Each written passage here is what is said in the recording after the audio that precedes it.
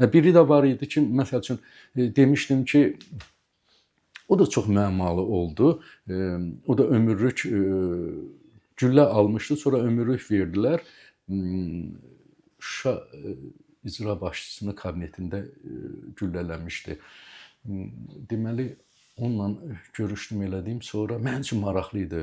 O icra başçısını güllələyəndən sonra aradan biraz keçdi, Şuşa işğal olundu da. Mənim üçün maraqlı idi, buna sifariş kim verib, nə edib. Hətta buna deyirdim ki, sənə nə istəyirsən, nə alım gətirim növbəti. Hər dəfə deyib başqasını çəkəndə bununla da görüşürdüm ki, bunu aça bilim də.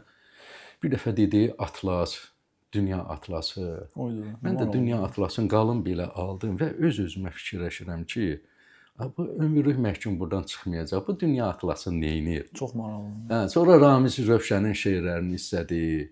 Onu aldım, verdim. Çox müəmmalı bir şey idi ki, aradan biraz keçdi. Çox sağlam bir insan idi.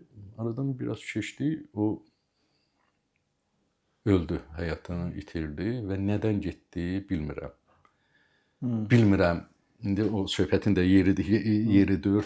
Mənim çox maraqlanmağımı gördülər ki, bundan mən bunu açmaq istəyirəm, bundan nəyisə soruşmaq istəyirəm. O oldu, başqa məsələlər oldu.